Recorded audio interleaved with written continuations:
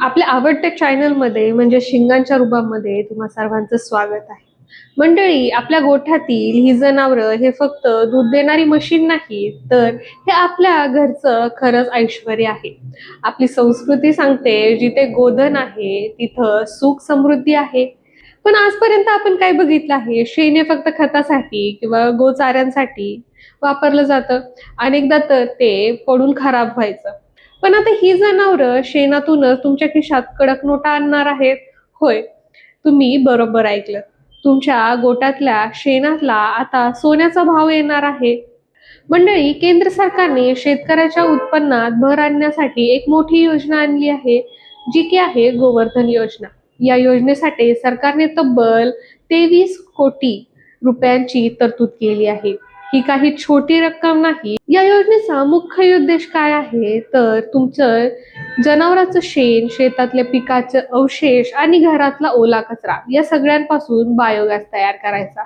म्हणजे तुमच्या शेणाचा उपयोग करून तुम्हाला घरगुती गॅस मिळेल आणि उरलेल्या स्लरीपासून उत्तम दर्जाचा सेंद्रिय खत मिळेल. आणि सर्वात महत्त्वाचं म्हणजे या प्रक्रियेत तुम्हाला सरकारकडून आर्थिक मदत म्हणजेच अनुदान मिळणार आहे. आता तुम्ही म्हणाल, हे सर्व ठीक आहे, पण आमचा नेमका फायदा काय? तर ऐका, फायदा एकापेक्षा एक आहे. उत्पन्नाचा वाढता स्रोत, तुम्ही तयार केलेला बायोगॅस आणि त्यातून तयार होणारी स्लरी विकून तुम्ही थेट पैसेही कमवू शकता. खतावरील खर्च वाचणार आहे. यातून मिळणारं सेंद्रिय खत हे रासायनिक खतापेक्षा अधिक पटीनं चांगलं आहे. त्यामुळे तुमचं बाजारातून महागडं खत आणणं टेन्शन मिटलं जाते आणि त्यात खर्चही वाचला जातो.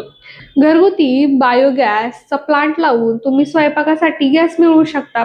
आज गॅस सिलेंडरचे भाव कुठे गेले आहेत हे तर तुम्हाला माहीतच आहे. ते पैसे तुमचे सरळ वाचतीलच.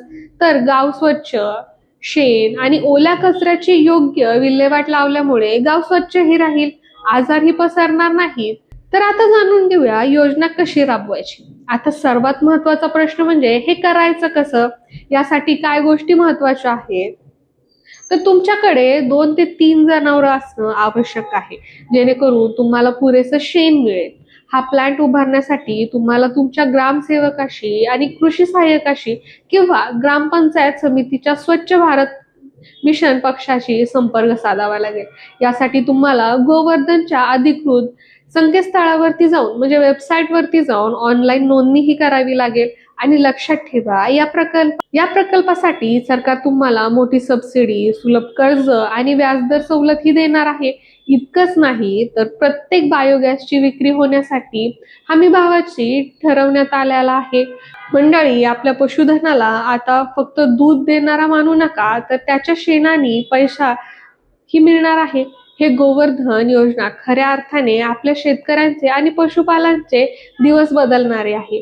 त्यामुळे वेळ वाया घालवू नका. आपल्या जवळच्या कृषी कार्यालयात किंवा ग्रामपंचायत जाऊन माहिती द्या आणि या योजनेचा लाभ घ्या.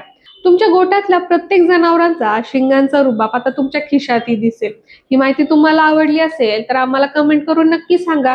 ही महत्वाची माहिती तुमच्या इतर शेतकरी आणि पशुपालन मित्रांनाही शेअर करा. होय, आमच्या शिंगांच्या रुबाब चॅनलला सबस्क्राईब करायला विसरू नका, जेणेकरून अशा नवनवीन आणि फायदेशीर माहिती तुमच्यापर्यंत पोहोचेल.